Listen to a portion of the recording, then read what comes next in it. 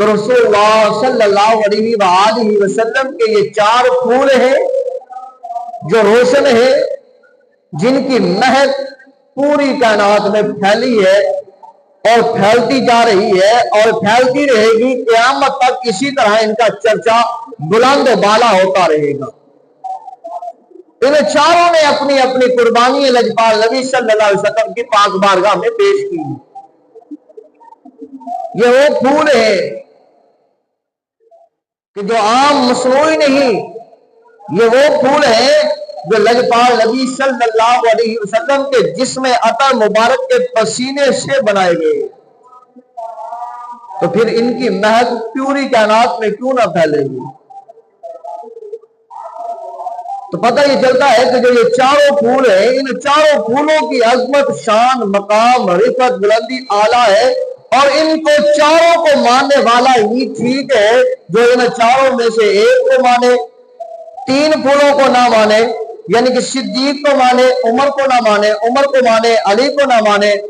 علی کو مانے، عثمان کو نہ مانے، تو وہ بندہ بھٹکا ہوا ہے، راہ راست پر نہیں ہے۔ راہ راست پر وہی ہے جو ان 4 پھولوں کی قدر کرنے والا ہے،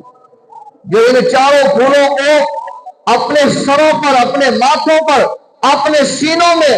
سجا کر چلنے والا ہے۔ یہ وہ 4 پھول ہیں جن کا نام اگر حضرت نوح علیہ السلام اپنے کشتی کے پھٹوں پر لکھ دیتے ہیں، اللہ تبارک و تعالیٰ کیڑوں سے حضرت نوح علیہ السلام کی کشتی کے پھٹوں کی حفاظت فرما دیتا ہے۔ یہ وہ 4 پھول ہیں جن کے بارے میں لجپال نبی صلی اللہ علیہ وسلم نے فرمایا ہے کہ میرے صحابہ، یہ 4 پھول ابوبکر صدیق، عمر بن خطاب، عثمان ذی النورین، علی شیر خدا رضی اللہ تعالی عنہ کو کسی جگہ پر نہ چھوڑیے گا۔ ان کو تھام لو تو تم راہ راست پر ہو۔ اور ان 4 صحابہ کی آپس میں محبت بڑی تھی، پیار بڑا تھا، کیونکہ انہوں نے صحبت اختیار کی ہے اس نبی کی جس نبی کی صحبت اختیار کرنے کے لیے انبیاء کرام بھی ترستے رہے ہیں، تڑپتے رہے ہیں، مچلتے رہے ہیں، اللہ کی پاک بارگاہ میں دعائیں کرتے رہے ہیں، حتیٰ کہ ملائکہ بھی اللہ کی پاک بارگاہ میں اس نبی امام الانبیاء صلی اللہ علیہ وسلم کی صحبت اختیار کرنے کے لیے تڑپتے رہے ہیں، مچلتے رہے ہیں۔ اللہ ایک بار تو اس نبی کا دیدار کرنے دے، ایک بار تو اس نبی کے روضے پر جانے دے۔ فرمایا یہ وہ نبی ہے جس کے بارے میں، جس کی صحبت اختیار کرنے میں فرشتے، انبیاء